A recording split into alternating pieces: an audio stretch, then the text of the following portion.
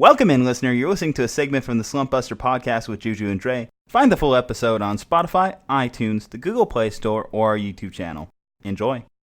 So one of the places I want to start this week is actually we're going to go back to Miami.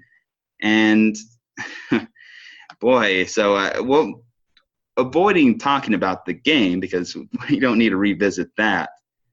After that game, basically the locker room just said, I don't want any part of this organization right now. Multiple players have requested trades and just announced today, Minkah Fitzpatrick, who they drafted in the first round last year, he requested permission to seek a trade, and the Dolphins said, go for it.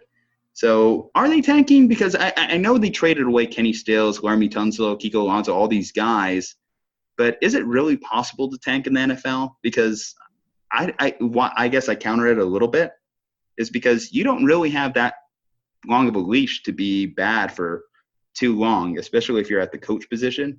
Like Hugh Jackson only had a couple years. Steve Wilkes in Arizona only had one. So Brian Flores, you don't have time to really tank, does he? I don't think so. And I mean, so when it comes to Miami, can you really even say that you're tanking, right, to become good if you're allowing your sophomore players to go and find a trade and get out? And so I think, one, timelines don't really allow for it, especially because coaches are on such a hot seat, like you said, right? Like they can be fired even within one season. We've seen sometimes, right? Is, hey, you were just so bad in just one season, you're gone. The other thing, though, that I think is difficult when it comes to tanking with football as opposed to some other sports is that there's a lot of positions, right? So you have 11 people on the field at one time. So that's 22 starters that you're going to have both ways. And then you got to fill up a 53-man roster. And so one, not every college athlete is going to be good at the pro level at their same position or at all those positions you need to fill. And then there's only so much one position can do, right? So some positions are more valuable than others, especially when it comes to quarterback. We've seen that really good quarterbacks, their team can be fairly bad, but they can still sort of lift their team and improve the win percentage of their team, sort of just being a good quarterback on their own. Whereas with so many positions that you need, though, there's a lot of reliance, right? Is the quarterback themselves isn't going to be good. They have to have a good line. So even though, yes, they can help get your, pull your team up a little bit, you can't just tank to have your one good quarterback and then the whole thing's going to turn around. And so with Miami, yeah, they could tank and try to get their number one draft pick this year. It's not going to make them much better next year, though. And they need to be able to draft a really good offensive line still to be able to protect their quarterback. They need to be able to draft some really good defensive players. We've seen that Aaron Rodgers, right, is now finally happy that they have a really good defense. And it seems that defense has played a big part this year, at least at the start of the NFL season. And so there's just so many moving pieces that tanking for a really good pick doesn't carry the weight and the value that it does in some of these other sports. You're right. You just don't find that much transformative talent. One of the big narratives when you talk about the Dolphins tanking is, tanking for Tua.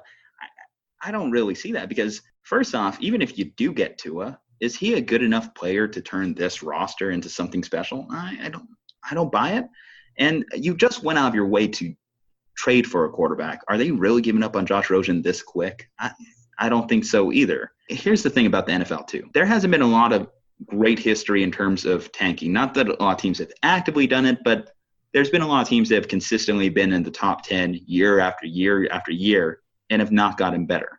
So the Raiders, let's talk about them. So since 2004, they've been in the top 10 9 out of 15 years. I should note they were missing 2 draft picks in 2011 and 2012 because of the Carson Palmer deal.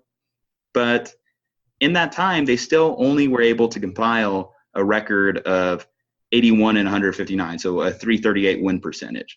You go to the Browns, 10 out of the last 19 years, they've been in the top 10, 0.314 win percentage in 18 seasons. The Jaguars, 14 out of the last 18 years, they've been in the top 10. And all they've managed to amount to is a 0.396 win percentage themselves. So basically, it can all be unraveled just by picking the wrong guys. And in terms of just the merit in tanking in general, it's not like Sam Hinkie nailed every draft pick for the 76ers back in the day either. They missed on Nerlens Noel. They missed on Okafor. You can miss in the NBA. It just so happens that your margin for error is not as severe just because obviously like a Joel Embiid can transform your team. Whereas if you miss in the top 10 in the NFL, like, or I should say, if you hit in the top 10 in the NFL, it doesn't have the same weight as it would on a 18-person roster like the NBA.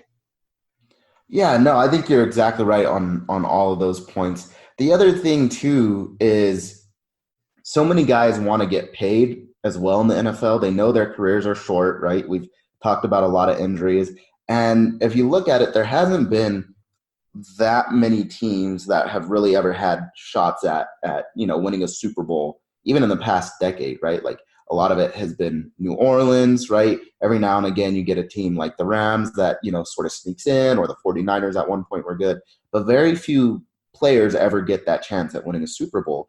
And so there's really not too many reasons for them to stay loyal to their team, right? Now, there are a few teams where it's like, hey, it's in my best interest to stay loyal, right? So you have, like I said, your New England Patriots. You're probably going to win a ring there. And if you really are competitive and championships are what motivates you, New England Patriots, obviously, right? Seattle Seahawks, they've sort of been another power. Even New Orleans was down for a little bit, though. The Steelers notoriously are usually pretty good.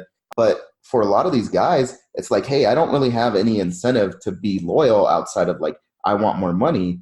And so by the time you've done your tank and you're a few years into your tanking, a lot of these guys that you did have that you might want to say, hey, I want to bring them with us when we are actually good and hopefully all my draft picks pan out.